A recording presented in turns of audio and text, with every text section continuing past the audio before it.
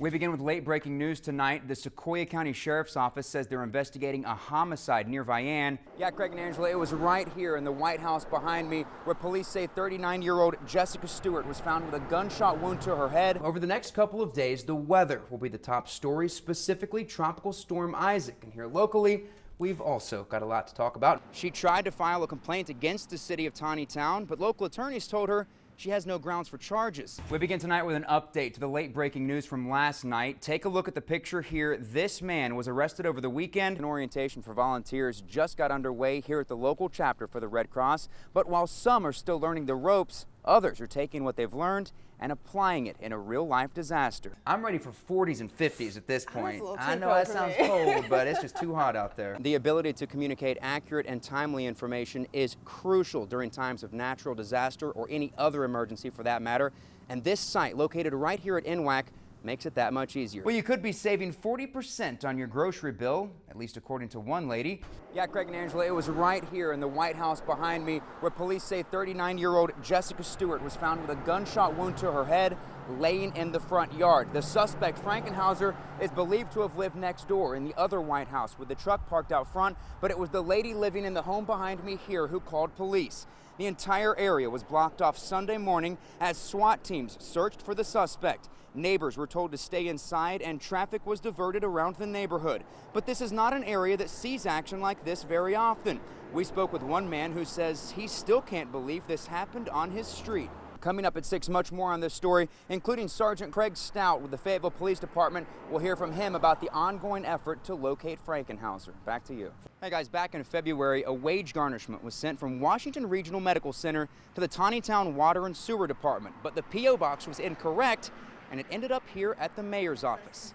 Alicia Collins is the lady who brought this to our attention, and she says the letter was opened by the mayor's assistant, who then made a copy of it. Collins says she had no knowledge of this until June when she applied for the position of recorder-treasurer. She says within days of submitting her application, the wage garnishment document was sent out via email to the councilman, and Collins was copied on the email. This wouldn't have been a problem except for the fact that her social security number was on the document, which everyone now has access to. She tried to file a complaint against the city of Taneytown, but local attorneys told her she has no grounds for charges. Nothing illegal has taken place as of yet, but her fear is this, that she'll become the victim of fraud now that everyone has access to her social security number. By the way, we did contact the Taneytown mayor, and he's choosing not to comment on this, but we're going to stay with this story, trying to figure out why this happened in the first place. Craig and Angela, back to you. I spoke with people on both sides of the issue today. One of them, Washington County Sheriff Tim Helder, who speaks from the perspective of law enforcement and the challenges they face when dealing with drugs. I also spoke with two ladies who are very much in favor of legalizing medical marijuana. One of the ladies actually saying it saved her life.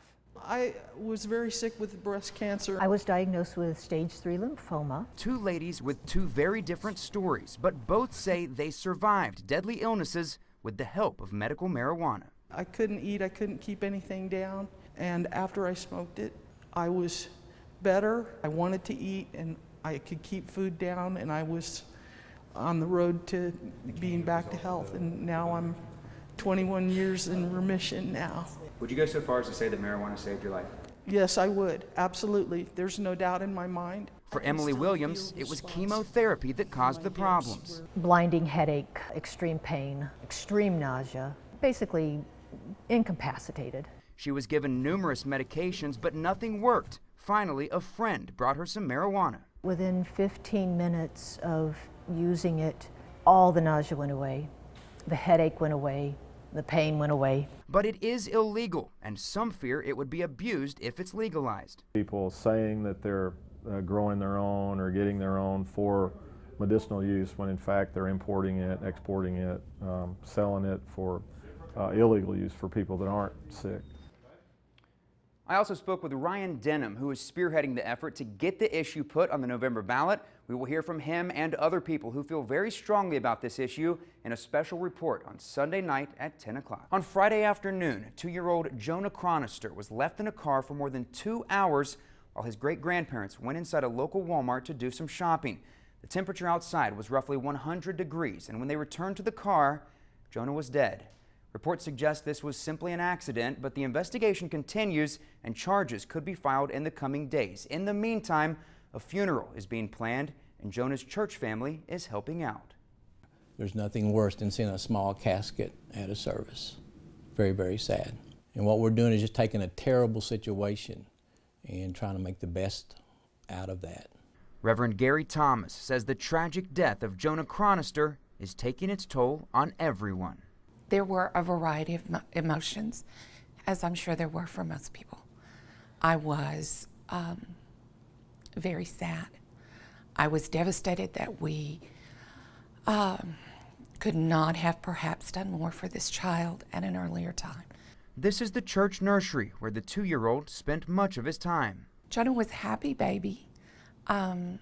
He was very pleasant, very outgoing, and loved to play. She says he was fond of the train table, and he always got along with the other children. Now, in the wake of Jonah's death, the daunting task of carrying on.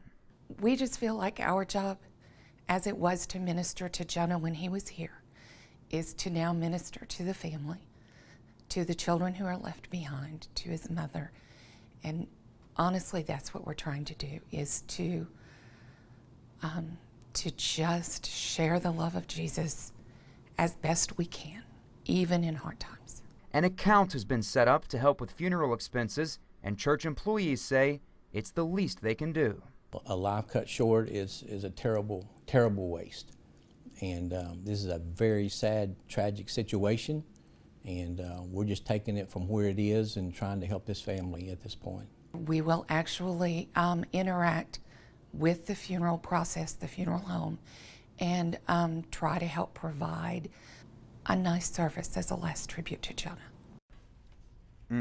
If you'd like to help with the expenses, checks can be made out to the First Baptist Church of Lowell, and they ask that you put Jonah's name in the memo section. On every police show on television right now, you see them using new technology. Police departments in our area use similar technology, but that wasn't always the case. Only on 4029 News, we look at how technology is becoming more advanced and how Rogers Police are embracing the changes. What's the address, sir?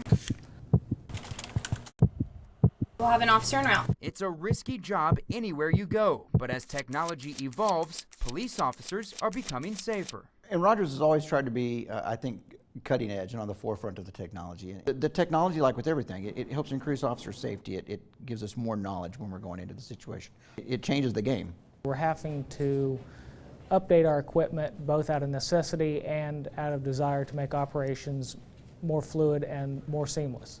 It all starts with the equipment. There are still shotguns in use, but this is much more accurate. This is an AR-15, similar to an M16, but shorter, which makes it easier to carry around. Even their belts and all the accessories have become lighter. Instead of everything being leather and brass snaps, there's a lot of copolymer parts and plastic that has reduced the weight and still serve the same function.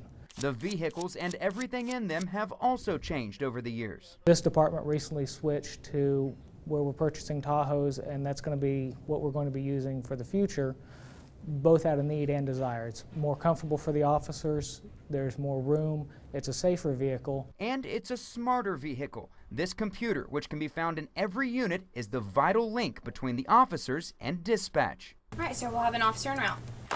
Now that the officers have the mobile units in their vehicles, there's a lot of silent dispatch, so it's less radio traffic. Whenever we get a call, we dispatch a unit to it. It'll pop up in their mobile unit, and they can see the information. When I started, it was you had to have the map and really know the city. Well, now they can send those directions to you, or you can just pull it up on your computer. So whether it's the latest in high-tech gear, the radar uses a radio frequency, this uses a light, or the newest advances in mobile technology, if all the units have the AVL in their vehicles, it will show us where they are. It's keeping all of us safe. Technology changes the world. There's no telling what the next thing's going to be because we can't foresee what technology is going to do. It's hard to really tell how we're going to adapt to it, but I do know that we'll adapt and we'll turn it to our advantage and be able to serve the people better.